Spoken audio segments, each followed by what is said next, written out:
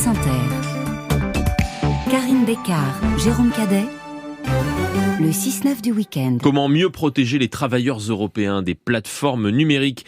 C'est le thème de votre Café Europe cette semaine. Bonjour Stéphane Leneuf. Bonjour Jérôme, bonjour Karim. Bonjour Stéphane. La présomption de salariat pour les travailleurs des plateformes pourrait voir le jour dans l'Union européenne.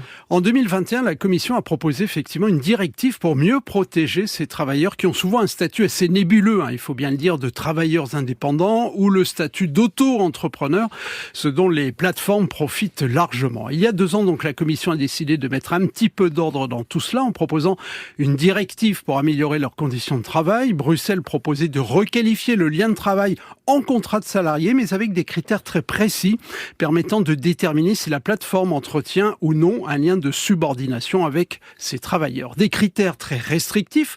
Le Parlement européen n'en voulait vraiment pas. Il veut aller plus loin en introduisant dans la future directive une présomption de salariat, ce qui protégerait beaucoup plus les travailleurs. C'est ce que nous explique la députée européenne Laïla Chaibi. Si on doit retenir une chose de la position du Parlement européen, c'est le fait que cette présomption de salariat, elle doit s'appliquer largement et elle doit pas être conditionnée à l'application de critères. On a une présomption générale et ça, c'est une position extrêmement ambitieuse. Ça veut pas dire que tous les travailleurs des plateformes vont tout d'un coup, du jour au lendemain, devenir salariés. Ce que ça veut dire, c'est que quand on a une plateforme qui fait uniquement de la mise en relation. Je vous donne l'exemple par exemple de Doctolib. Doctolib, il va être soumis à la présomption de salariat, mais il va pouvoir dire cette présomption, moi je la conteste, parce que c'est une présomption de salariat qui est réfragable. Et donc cette fois, ce sera à la plateforme d'apporter les preuves, non pas que le travailleur est subordonné, parce que de fait, il est considéré comme subordonné si la plateforme ne fait rien, mais d'apporter les preuves que les travailleurs sont réellement indépendants, et dans ce cas-là, si les preuves sont satisfaisantes, il n'y a pas de souci, ils peuvent continuer avec des indépendants. Mais en fait, le principal intérêt de la position du Parlement, c'est de dire que on a une présomption de salariat qui repose pas sur les épaules du travailleur. C'est plus au travailleur de faire la démarche, d'aller voir le juge, de dire regardez, je suis de façon erronée considéré comme indépendant alors que j'ai toutes les caractéristiques d'un salarié.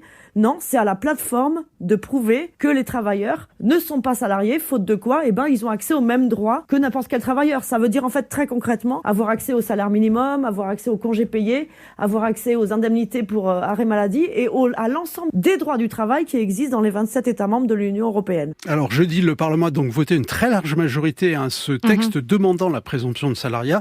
Dans les semaines qui viennent, donc un trilogue va s'engager entre les États, la Commission et les parlementaires pour essayer de trouver un compromis pour aboutir à une directive avant la fin de l'année.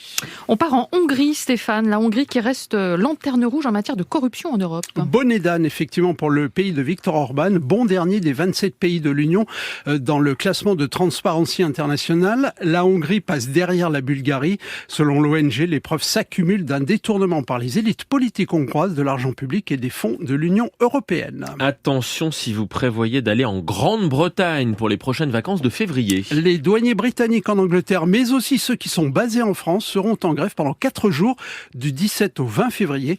Il faut donc s'attendre à des perturbations pour celles et ceux qui devront traverser la Manche. Et un coup d'œil sur l'agenda européen pour finir, Stéphane. Conseil européen jeudi et vendredi à Bruxelles. Les 27 discuteront notamment d'une proposition de la présidente de la Commission européenne. Ursula von der Leyen souhaite faciliter les aides d'État pour soutenir la transition verte des industriels européens. Objectif, bien sûr, contrer les subventions américaines et chinoises. Merci à vous Stéphane Leneuf pour ce Café Europe.